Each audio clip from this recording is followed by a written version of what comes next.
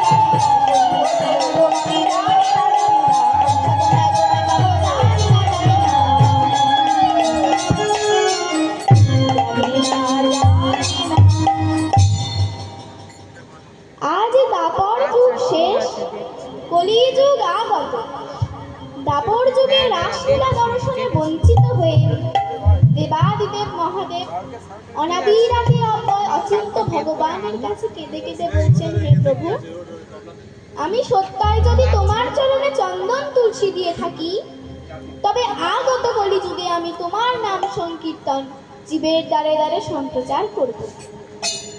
তাই তিনি কি করলেন? ওগো এখানেতে শঙ্কর যোগী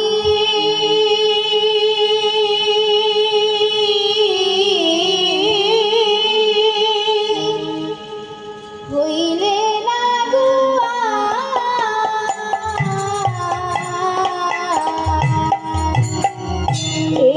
এখানেতে শঙ্কর যোগী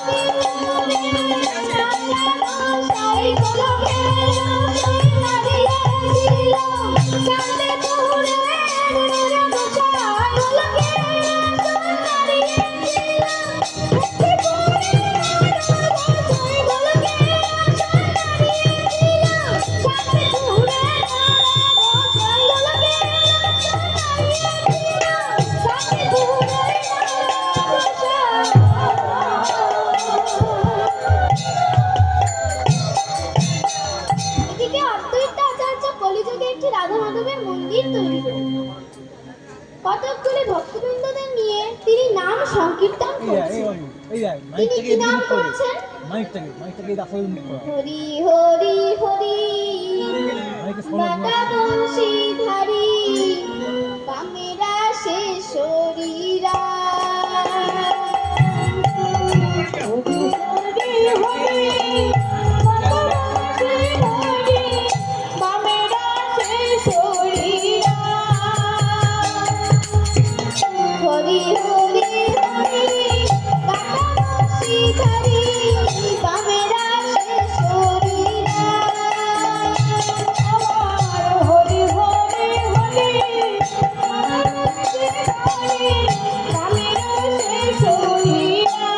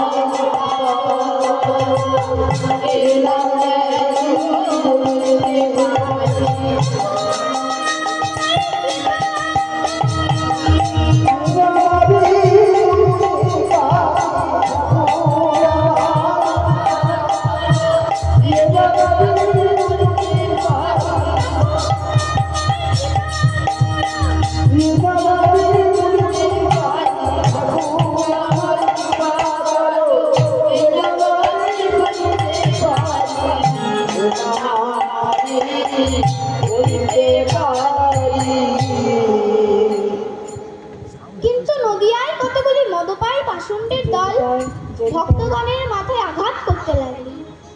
ভক্তগণ ভয় পেয়ে মৃদঙ্গ করতাল ফেলে দিলে পালিয়ে গেলেন।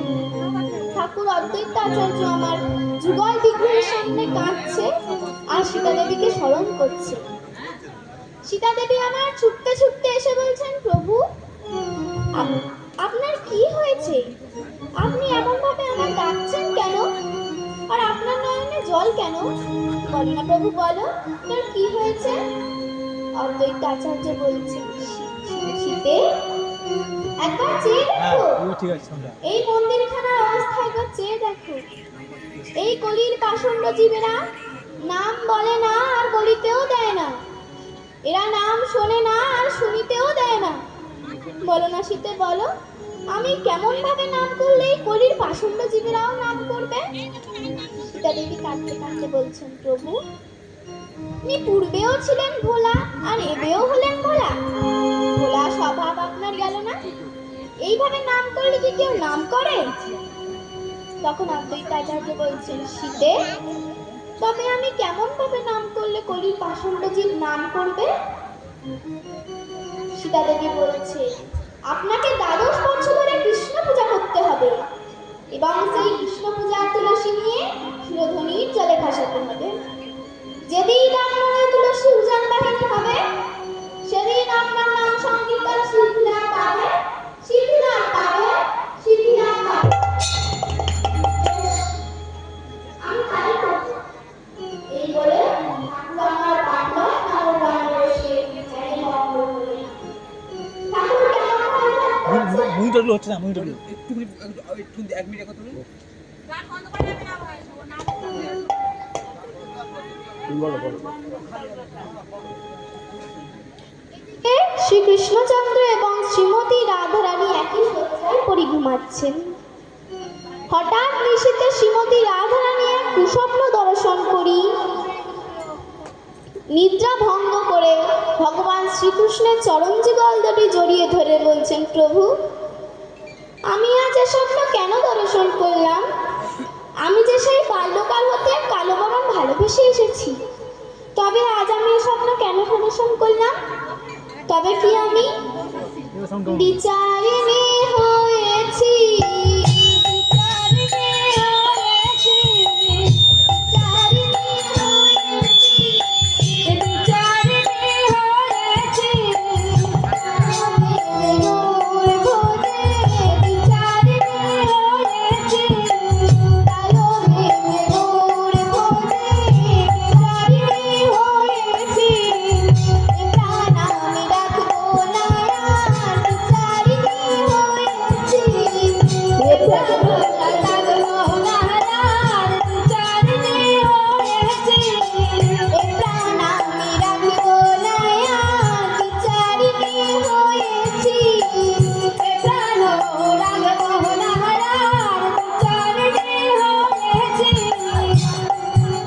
ভগবান কৃষ্ণচন্দ্র গীতায় বলেছেন, যে যথা নাম প্রপদ্যন্তে কাংস্তথৈব ভজন্মঃ। একটা চেঞ্জ করা হয়েছে, ওই জন্য তুমি হয়েছে।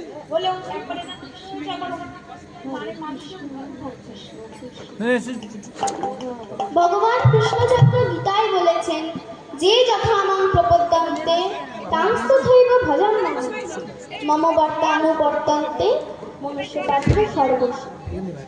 অর্থাৎ যদি কোনো ভক্ত দুফোঁটা চোখের জল ফেলে আমায় স্মরণ করে, আমি তাকে নিরাশ করব না। তাই আজ শ্রীমতী রাধারানীকে এমন আকুল স্বরে কাঁদতে দেখে ভগবান শ্রী কৃষ্ণচন্দ্র বলছেন, প্রিয়ে তোমার কি হয়েছে? তুমি কাঁদছো কেন? জানো না তোমার চোখে জল দেখলে আমি একটু স্থির থাকতে পারি না? বলো না প্রিয়ে, বলো তোমার কি হয়েছে? শ্রীমতী রাধারানী বলছে, প্রভু আমি কাল নিশীথে কুস্বপ্ন দর্শন করেছি। আমি দর্শন করলাম ঠিক তোমার মতো দেহের গঠন এক যুবা গমন করো। বলো না প্রভু, বলো আমি এ স্বপ্ন কেন দর্শন করলাম? তখন ভগবান শ্রীকৃষ্ণচন্দ্র বলছেন, প্রিয়ে তুমি যা দর্শন করেছো তাহা সত্য। কারণ কেন জানো প্রিয়ে? আমি তো জিগাল বরণ করিব ধারণ তোমার অঙ্গের কান্তি। আমি তো জিগাল বরণ করিব ধারণ তোমার অঙ্গের কান্তি। আমি তো জিগাল বরণ করিব ধারণ তোমার অঙ্গের কান্তি। আমি তো জিগাল বরণ করিব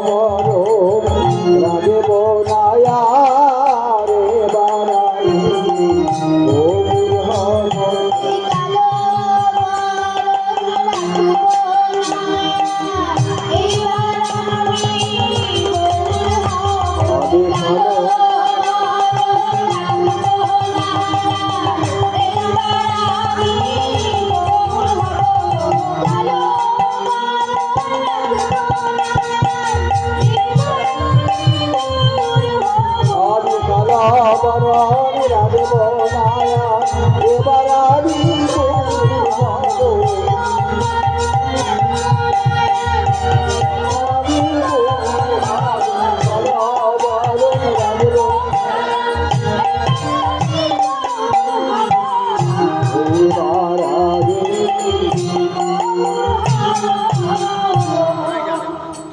শোনো শোনো প্রিয়ে, আমি একা যাব না, আমার সাথে আরো কে যাবে শোনো। ওগো পিতা বসুদেব তোজি কালে বড়, পিতা বসুদেব তোজি কালে বড়, পিতা বসুদেব তোজি কালে বড়, পিতা বসুদেব তোজি কালে বড়, মৌলিরায় হবে গৌরাঙ্গর, পিতা বসুদেব তোজি কালে বড়, মৌলিরায় হবে গৌরাঙ্গর, দেবকী মাতা অবসতী মাতা, দেবকী মাতা অবসতী মাতা, দেবকী মাতা অবসতী মাতা, ভাবিত কথা শোনার সুন্দরী, জ্ঞানতী রামনে দিয়ে সেরিতে, তব প্রেমরে মুখ হবে প্রায়ী। শোনো শোনো প্রিয়, আমি আর কি কি করবো শোনো। এই যে দেখতে পাচ্ছ আমার সাধের মোহন মুরলী, এটি আমি আর বাজাবো না। আমি কালো বরণ ত্যাগ করে গৌরহরির রূপে প্রকাশ হব। আমি শ্রী গৌরাঙ্গ রূপে হব হে প্রকাশ, গৌরাঙ্গ রূপে হব হে প্রকাশ, শ্রী গৌরাঙ্গ রূপে হব হে প্রকাশ। গৌরাঙ্গ রূপে হব হে প্রকাশ, ব্রহ্মা যেদিন হবেন ব্রহ্মহরিদাস, গৌরাঙ্গ রূপে হব হে প্রকাশ, ব্রহ্মাবেদিন হবে ব্রহ্মহরিদাস, ব্রহ্মাবেদিন হবে ব্রহ্মহরিদাস, নারদেদিন হবে ভক্ত শ্রীনিবাস, তোদের হাতের কাশি হব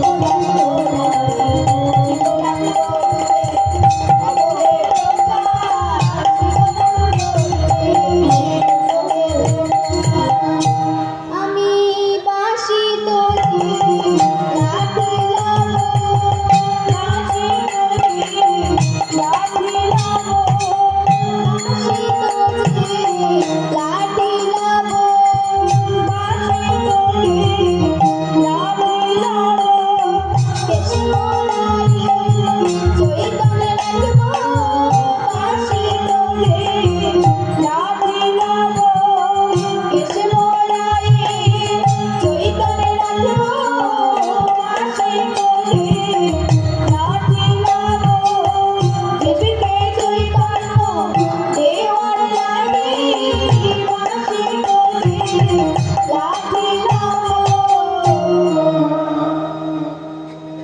এদিকে অদ্বৈত আচার্য প্রতিদিন কেঁদে কেঁদে সুরধ্বনির জলে তুলসীপত্র ভাসায় আর ঠাকুরের কাছে জানাই, ঠাকুর আমি কি তোমার কৃপা পাবো না, আমি কি তোমার চরণ দর্শন পাবো না, বলো না প্রভু বলো। পঞ্জিকাগুলো দেখলে দ্বাদশ বৎসর পূর্ণ হতে আর কিছুদিন বাকি আছে। সেদিন ছিল মাঘী পূর্ণিমার পূর্ণতিথি।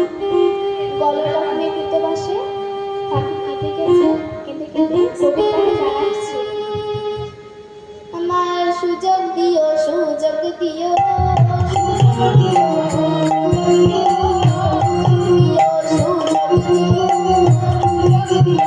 সুযোগ দিও, জগদিও জগদিও বিয়োগের আরাধনে জগদিও জগদিও।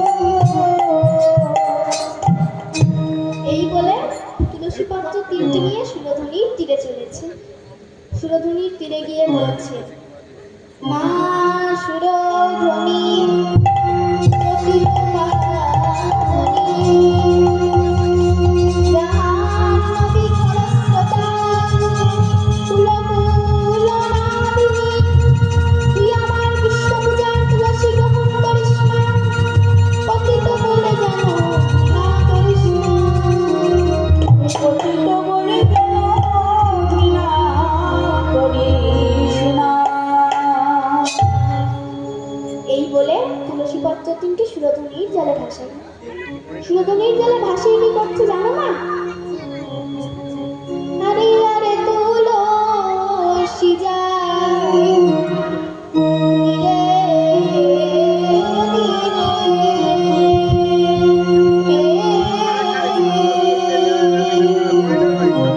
আমার অদ্বৈত যায় তীরে তীরে। আরে আরে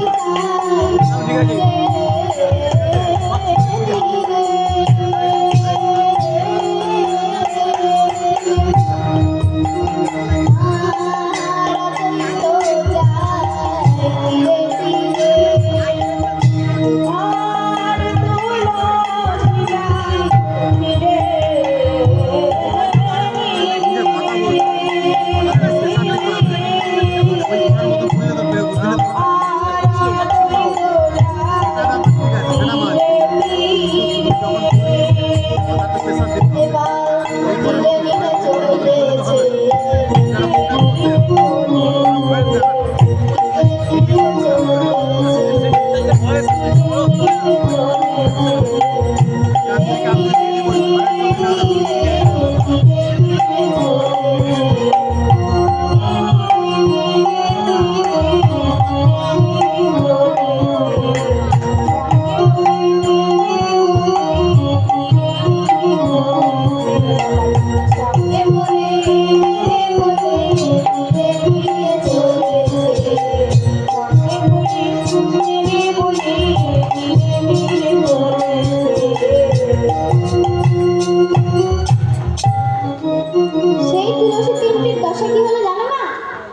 হঠাৎ সুরধুনির ঘূর্ণি জলে দুটি তুলসী অদৃশ্য হয়ে গেল, অর্থাৎ গোলকের পথে গমন করল।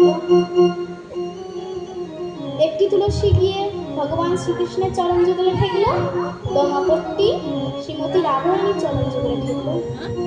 অবশিষ্ট একটি তুলসী ভাসতে ভাসতে ভাসতে ভাসতে নবদ্বীপের 12 কিনারের ঘাটে উপস্থিত হলাম। আজ তুলসী যেভাবে উজান বাহিনী হয়েছে তাই দেখে অনাদির অব্যয় অচিন্ত ভগবান বলছে, প্রিয়ে তুমি ঘুমাও, আমি চললাম, আমাকে যেতে হবে। এই কলির মানব জীবরা আমাকে ডাকছে, তাদেরকে উদ্ধার করতে আমায় যেতে হবে, আমি চললাম। এদিকে জগন্নাথ মিশ্রের ঘরে সচিমাতা আমার স্বামীকে ডেকে গঙ্গাতে স্নান করতে যাওয়ার আদেশ নিচ্ছে। পিতা জগন্নাথ মিশ্র বলছে, সচি গঙ্গাতে আবার স্নান করতে যেতে হয় নাকি? 100 থেকে যোজনা পথ দূর থেকে যদি কেউ গঙ্গা নাম শ্রবণ করে পবিত্র হয় তাহার ফলে অর্থাৎ 100 যোজনা পথ দূর থেকে যদি কেউ পবিত্র মনে গঙ্গা নাম শ্রবণ করে, গঙ্গায় স্নান করলে যে পূর্ণ অর্জন করা যায় গৃহে বসে সেই একই পূর্ণ অর্জন করা যায়। তবে সচি তোমার শুভ কাজে আমি বাধা দেবো না, তুমি যাও। স্বামীর আদেশ পেয়ে সচিমাতা আমার নিজের সেই মান্যী দেবীকে নিয়ে চললেন গঙ্গাতে স্নান করতে। আর কি বলতে বলতে যেতে যাচ্ছে জানো না? নদিয়ার পথে পথে হরি নামে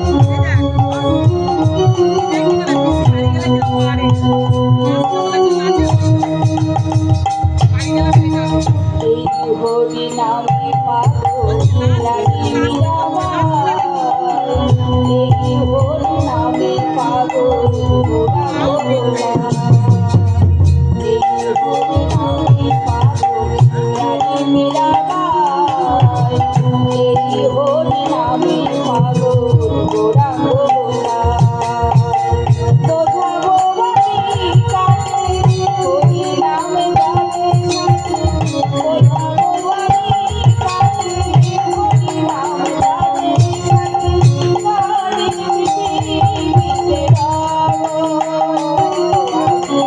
হরি নামে পাগল হব কৃষ্ণ নামে পাগল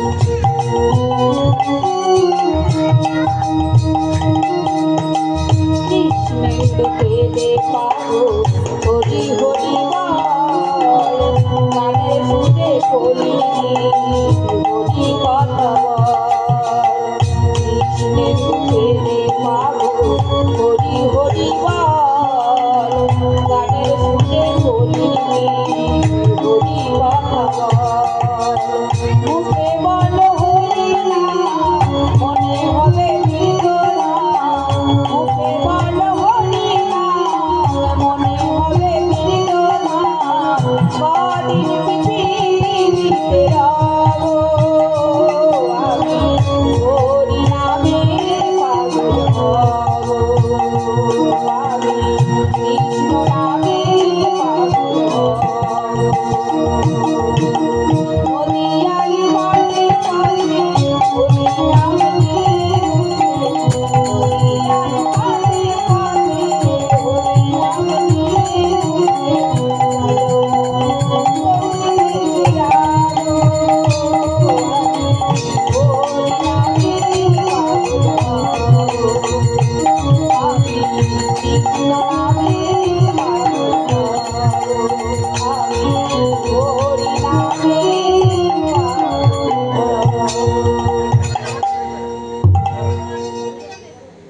গঙ্গার ঘাটে প্রবেশ করে দেখলেন কত বালক বালিকা যুবক যুবতী বৃদ্ধ বৃদ্ধা সবাই গঙ্গাতে নেমে স্নান করছে। সতীমাতাও আমার গঙ্গাতে নেমে স্নান করতে লাগলেন। এবার সূর্যদেবকে প্রণাম করবে বলে যেই অঞ্জলি ভরে জল তুলেছেন দেখছেন সেখানে একটি তুলসী পত্র। মা জল ফেলে পুনরায় আবার জল তুললেন, দেখলেন তুলসী পত্রটি ওখানেই আছে। মা ভালো করে লক্ষ্য করে দেখলেন তুলসী পত্রটি চন্দন মিশ্রিত ছিল। ভাবলেন কোনো ভক্ত হয়তো ভাসিয়ে দিয়েছে। এই ভেবে যেই তুলসী পত্রটি জিহবার অগ্রভাগে অর্পণ করলেন অমনি দৈব বাণীতে বলে উঠলেন, মা সচি মাতা তুমি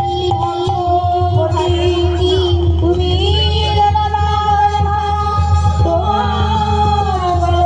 ভগবান পুনশ্চ জন্ম নিল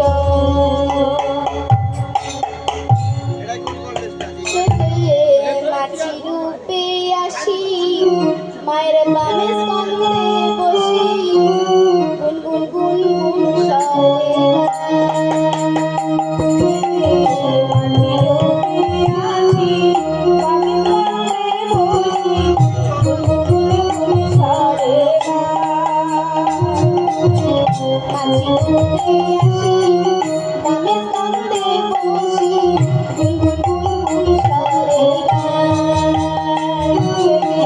মাঝি রূপে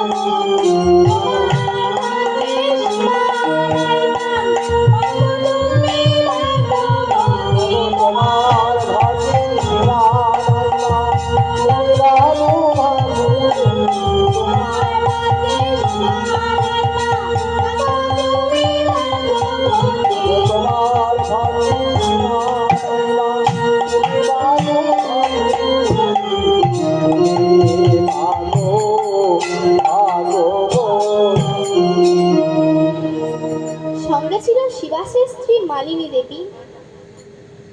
সে বলে উঠলেন, ও সচি, তোমার এমন রূপের পরিবর্তন কি করে? আমার কি মনে হয় জানো, যেন সোনা খসে পড়িছে, সোনা খসে পড়িছে, সোনা খসে পড়িছে, সোনা খসে পড়িছে, অঙ্গ হতে যেন সই সোনা খসে পড়িছে, অঙ্গ হতে যেন সই সোনা খসে পড়িছে, অঙ্গ হতে যেন সই সোনা খসে পড়িছে। অঙ্গ হতে যেন সই সোনা খসে পড়িছে।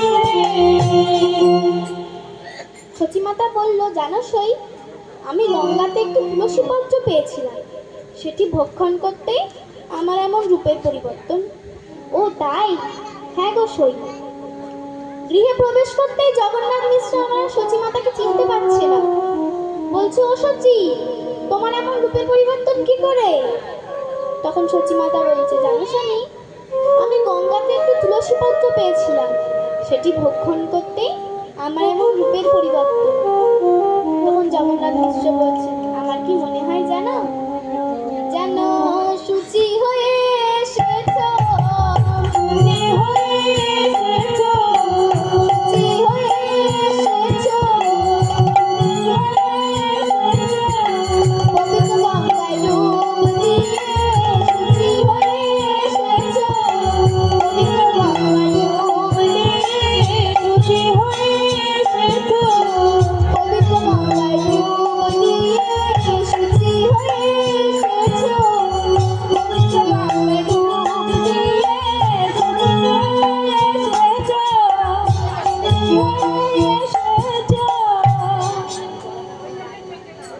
ওমা, 1 মাস 2 মাস না গেলে আমার মায়েরা বুঝতে পারে না যে তারা গর্ভবতী হয়েছে।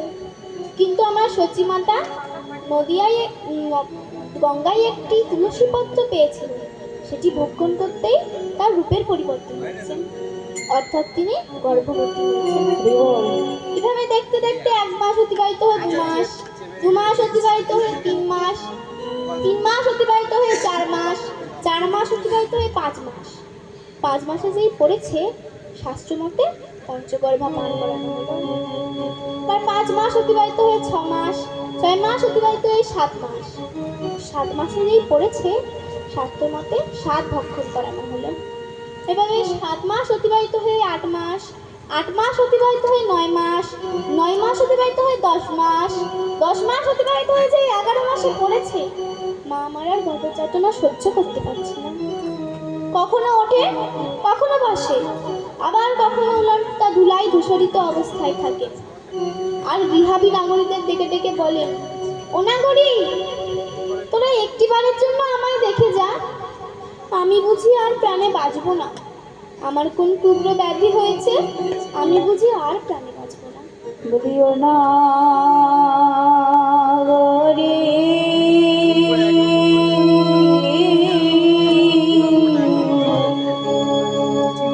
তোরা দেখে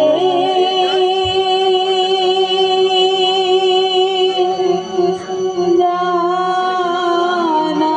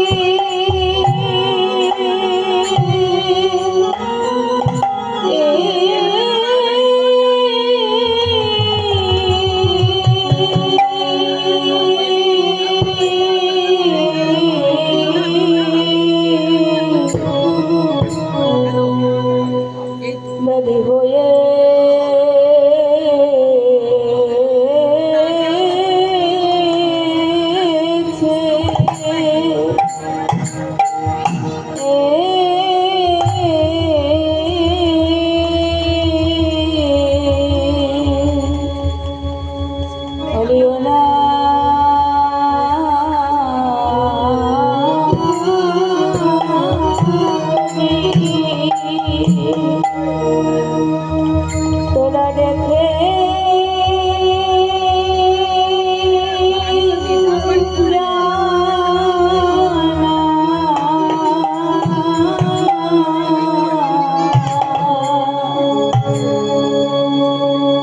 আমি গর্ভে যাতনা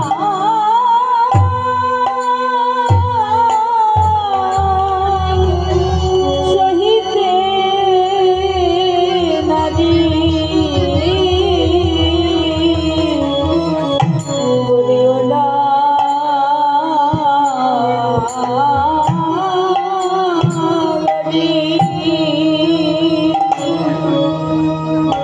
তোরা দেখে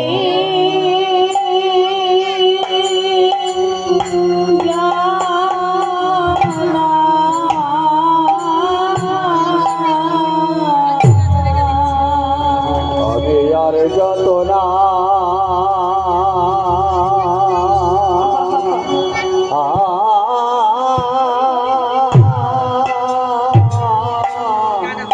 সইতে না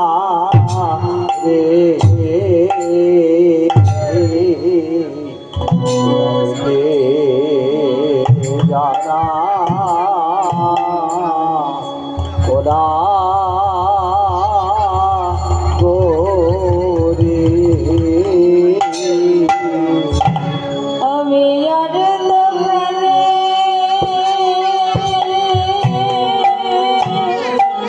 প্রাণে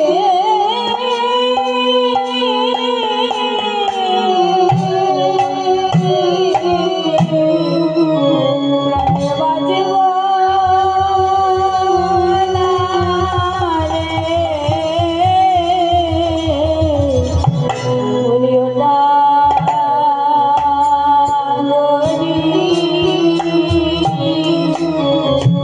তোরা দেখবি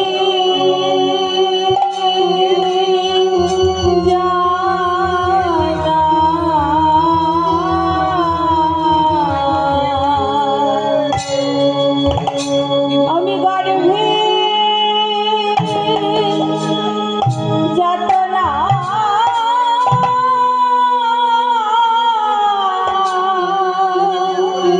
সহিতে নারী বলিও না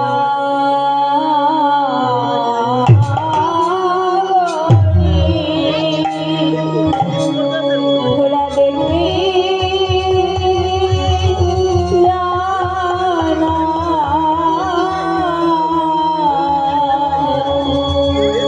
আমি আর তো প্রাণে বাঁচব না রে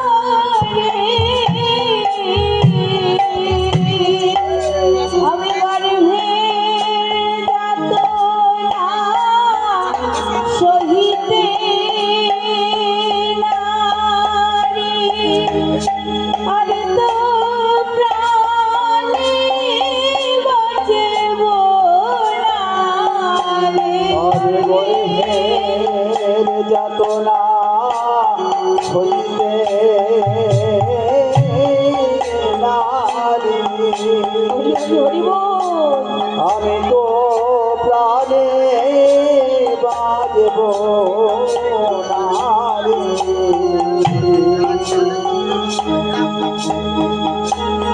আমার ঘরে যতনা সইতে না রে আমি তো প্রাণে আর বাজব না রে ঘরে ভেবে যতনা সইতে না রে আমি তো প্রাণে আর বাজব না রে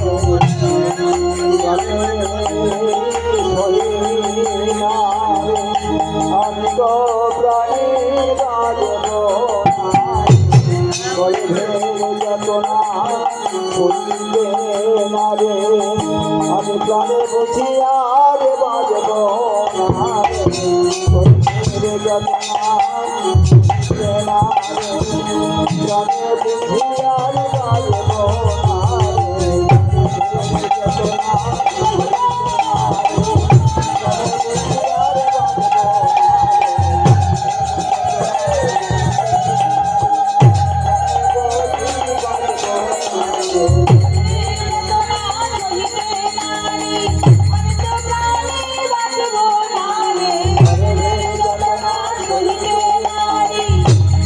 প্রাণে বাজব আত প্রাণে বাজব গর্ভের যতনা জুড়ে নারী আত প্রাণে বাজব গর্ভের যতনা জুড়ে নারী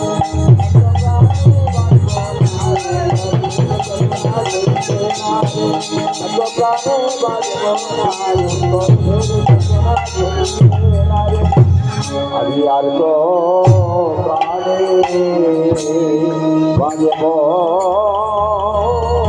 না রে।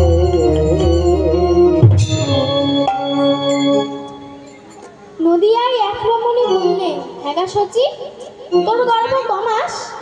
সচিমাতা বললেন, আমার গর্ভ 11 মাস। সেই রমণী বললেন, সে কি গা, যেই পশুটি 10 মাস 10 দিন গর্ভে রাখতে অসমর্থ হয়ে পড়ে সেই গর্ভ কিনা 11 মাস। সেই নগরী আরো প্রতিবেশী নগরীদের ডেকে ডেকে বলছে, ও নগরী, তোরা কে কোথায় আসিস, একবার দেখে যা, একটিবারের জন্য আমাদের সচিকে দেখে যা, ও মনে হয় আর প্রাণে বাঁচবে না, ওর কোন কুকুর ব্যাধি হয়েছে, ও মনে হয় আর প্রাণে বাঁচবে না। সমহীন এই কথা বলাবলি করতে করতে এই কথা পৌঁছালো পিতা সচিমাতার পিতা নীলাম্বর চক্রবর্তীর কারণে। পিতার দুঃসংবাদ শুনি, কন্যার দুঃসংবাদ শুনি পিতা নীলাম্বর চক্রবর্তী আমার ছুটে এলেন কন্যাকে দেখবার জন্য। এসে দেখছেন সচিমাতা আমার উলান্ঠিতা ধুলায় ধূসরিত অবস্থায় শয়নে আছেন। পিতা তার দেশে এসে ডাক দিলেন, সচি, ও সচি, একবার সারা দে মা। পিতার কণ্ঠস্বর শ্রবণ করি সচিমাতা উঠে সর্বাঙ্গে ধুলা ঝেড়ে পিতার জন্য একটি আসন বিছিয়ে এবং পিতার চরণধূলি সর্বাঙ্গে মাখতে লাগলেন। আর বলছি, পিতা, আমি বুঝি আর বাঁচব না, সবাই বলছে আমার কোন কুকুর ব্যাধি হয়েছে, আমি বুঝি আর প্রাণে বাঁচব না পিতা। পিতা নীলাম্বর চক্রবর্তী বলছেন, সচি, মানে তুই কাঁদিস না, তোর চোখে জল দেখলে যে আমি একটু নিরাশ থাকতে পারি না। সচি, তুই চিন্তা করিস না, আমি এক্ষুনি গণনা করে দেখছি তোর গর্ভে কে এসেছে। পৃথিবীর শ্রেষ্ঠ জ্যোতি হলো চন্দ্র, চন্দ্রের সাথে মিল করে দেখলেন মলিন হয়ে গেছে। আকাশে রাতে যে চন্দ্র উদয় হয় তার পক্ষাপক্ষ জ্ঞান আছে, নিশিদিশি জ্ঞান আছে। আমার সচি গল্প সিন্ধু মাঝে যে গৌর চাঁদ উদয় হয়েছে তার পক্ষাপক্ষ জ্ঞান নেই, নিশিদিশিও জ্ঞান নেই।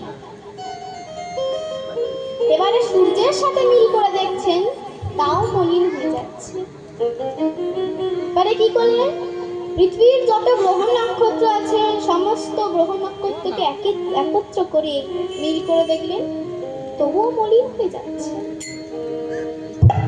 পিতা নীলাম্বর চক্রবর্তী মনে মনে ভাবছে, কোন জ্যোতিষে কোন জ্যোতিষে কোন জ্যোতিষে কোন জ্যোতিষে কোন জ্যোতিষে কোন জ্যোতিষে কোন জ্যোতিষে কোন জ্যোতিষে কত জ্যোতি আসি মিশে গেছে, কোন জ্যোতিষে কোন জ্যোতিষে কত জ্যোতি আসি মিশে গেছে, কোন জ্যোতিষে কোন জ্যোতিষে আসি মিশে গেছে, কোন জ্যোতিষে কোন জ্যোতিষে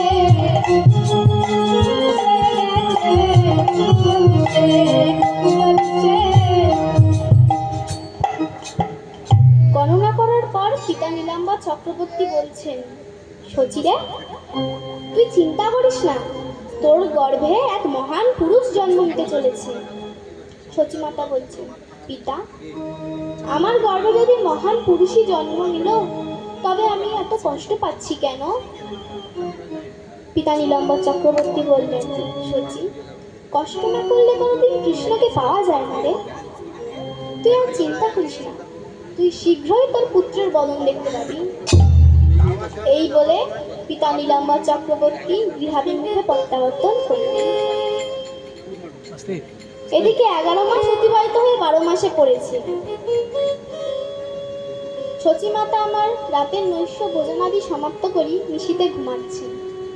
এমন সময়ে রাতের তৃতীয় প্রহারে মায়ের নয়নপটে উদয় হয়ে নয়নশ্রু মুছিয়ে দিয়ে এক বালকবেশী ভগবান বলছে, মা, তুমি আমার লাগি আর কেঁদো না, আর কাঁদাইও না। সচিমাতা হঠাৎ বলে উঠলেন, এই কে রে বালক, তুই বলছিস আমার লাগি আর কেঁদো না, আর কাঁদাইও না? তখন সেই বালকবেশী ভগবান বলছে, মা, তুমি একবার ঠিক করে আমাকে লক্ষ্য করে দেখো, তুমি ঠিক চিনতে পারবে। সচিমাতা আমার ভালো করে লক্ষ্য করে দেখলেন এবং বললেন, হ্যাঁ রে, তুই কি সেই বৃন্দাবনের প্রসিদ্ধ নবনীচর? সেই বালকবেশী ভগবান বলছে, এই তো, তুমি ঠিক চিনেছ। হ্যাঁ, আমি সেই বৃন্দাবনের প্রসিদ্ধ নবনীচর। সচিমাতা বলছে, হ্যাঁ রে, যার নামে ভবতরু পার হওয়া যায়, যার নামে ভবের বাঁধা টলে যায়, যার নামে কাষ্ঠতরী স্বর্ণে পরিণত হয়, যার নামে পাষাণী মানবীতে পরিণত হয়, যার নামে জলে শিলা ভাসমান হয়, সেই ব্রজের দুলাল, তুই যদি আমার গর্ভে জন্ম নিলি, তবে আমি এত কষ্ট পাচ্ছি কেন রে? হ্যাঁ রে গোপাল, তুই কবে ভূমিষ্ঠ হবি বল? আমি যে আর গর্ভের যাতনা সহ্য করতে পারছি না। সেই বালকবেশী ভগবান বলছে, মা, আমি কবে ভূমিষ্ঠ হব জানো? মা, যেদিন হবে 3টি গ্রহ,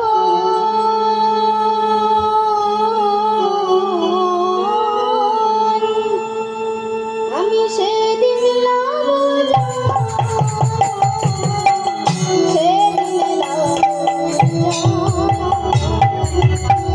যেদিন হবে 3টি গ্রহ,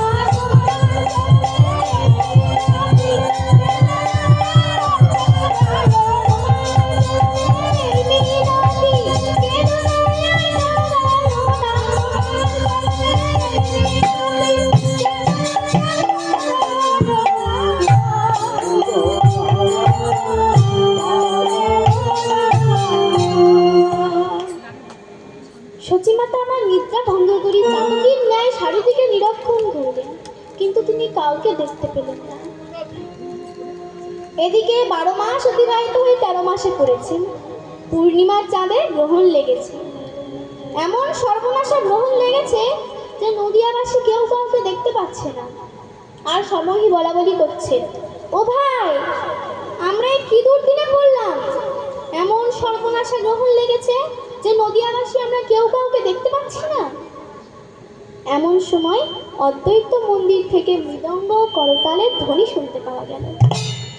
গ্রহণ চলাকালীন অদ্বৈত মন্দিরে নাম সংকীর্তন হচ্ছে।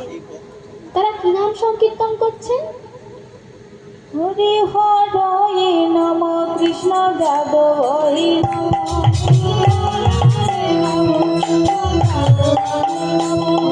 সবাই হাত তুলে হরে হরে নম কৃষ্ণ যাদবায় নম হরে হরে নম কৃষ্ণ যাদবায় নম হরে যাদবায় মাধবায় কেশবায় নম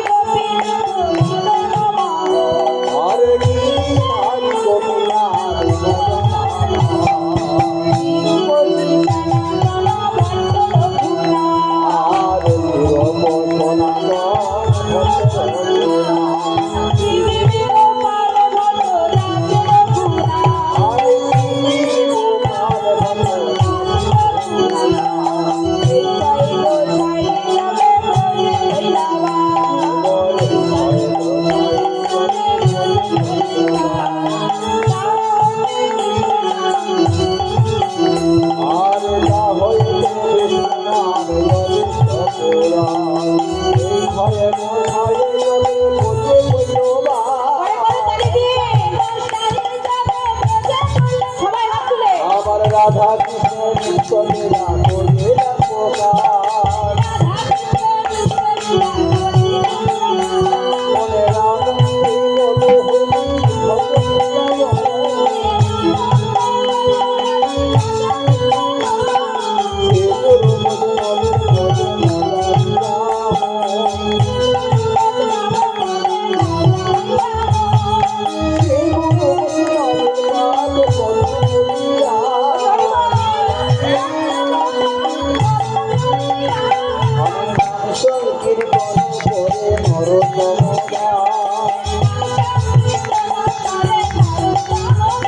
আমার নাম করে নরোত্তম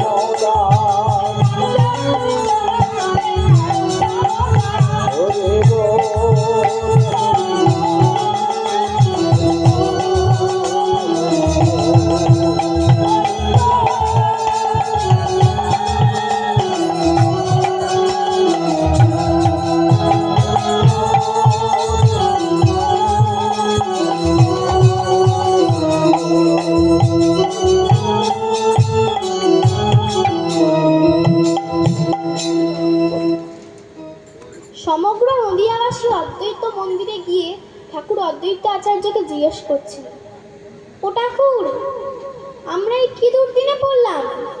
এমন সর্বনাশা গ্রহণ লেগেছে যে আমরা নদিয়াবাসী কেউ কাউকে দেখতেই পাচ্ছি না। অদ্বৈত আচার্য বলছেন, জীবের এমন দুর্দিন কবে হয় জানো? কপতে কণ্ঠ জিহবা জড়িত, কপতে কণ্ঠ জিহবা জড়িত, কপতে কণ্ঠ জিহবা জড়িত, কপতে কণ্ঠ জিহবা জড়িত, হরিনাম বলিতে না রে, কপতে কণ্ঠ জিহবা জড়িত, হরিনাম বলিতে না রে।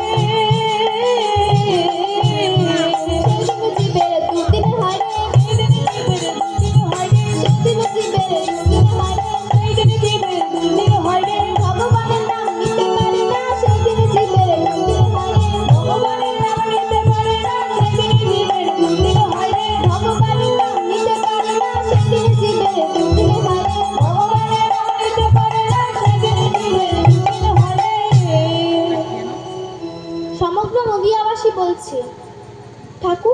আমরা কি করলে এই দুর্দিন গিয়ে সুদিন আসবে? তখন ঠাকুর অদ্বৈতাচার্য বলছেন, আমি তোমাদেরকে দুর্দিন গিয়ে সুদিন আসার পথ বলছি, তোমরা পালন করবে? সমগ্র নদিয়াবাসী বলছেন, আজ্ঞে হ্যাঁ। তখন অদ্বৈতাচার্য বলছেন, তোমরা কি আমার সঙ্গে একটু হরিনাম সংকীর্তন করবেন? সমস্ত নদিয়াবাসী বলছেন, হ্যাঁ করব। আজ সমস্ত নদিয়াবাসী নাম সংকীর্তনে বেরিয়েছে। তারা সবাই কি নাম করছে? হরি নামে কে আনিল রে, কোথায় ছিল রে মধুমাখা হরি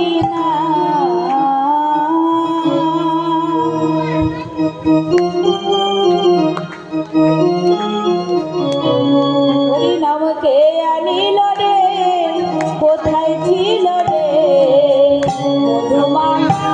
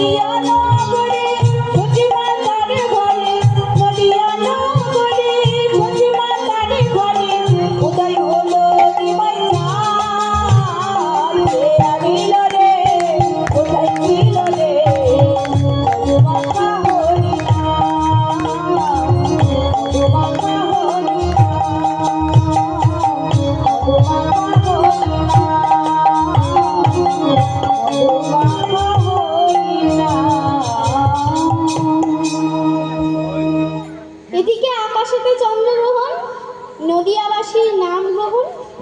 এমন সময় প্রভু আমার নিলেন জন্মগ্রহণ।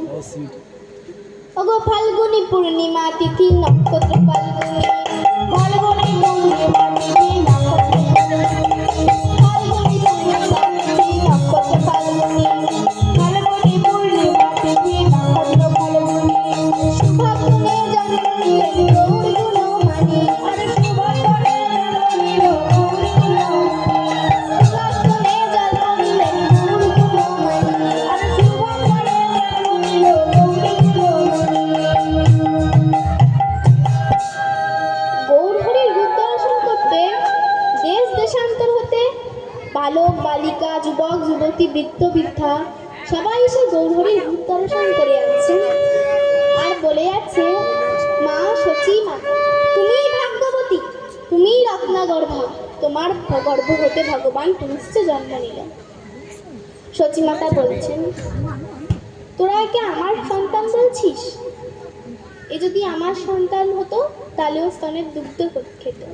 আজ 3 দিন হলো ও কিছু খাই নাই, ওর উদরে কিছুই যায় না, তোরা ওকে আমার সন্তান বলছিস?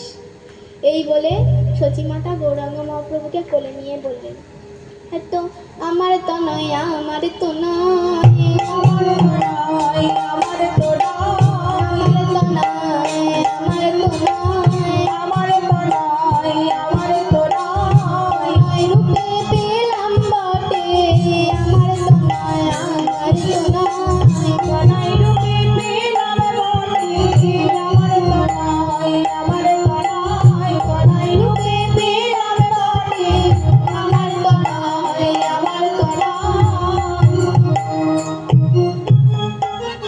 তনয় মানে পুত্র সন্তান, আর তনয় মানে যেটা আমার নয়। সচিমাতা বলছে, এটা আমার তনয়, আমার তনয়, মানে এটি আমার সন্তান কিন্তু আমার নয়। তনয় রূপে পেলাম বটে, আমার সন্তান রূপে আমি পেলাম বটে, কিন্তু এ আমার সন্তান নয়। দিকে গৌর হরির রূপ আমার ক্ষণে ক্ষণে পরিবর্তন হয়, কখনো শ্বেতবর্ণ, কখনো পীতবর্ণ, কখনো রক্তবর্ণ, আবার কখনো গৌরবর্ণ। তাই দেখে পদের একপাশে দাঁড়িয়ে পদকার বলে উঠলেন,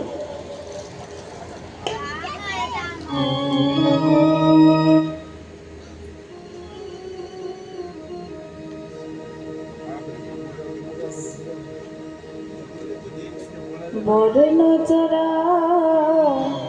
গৌরল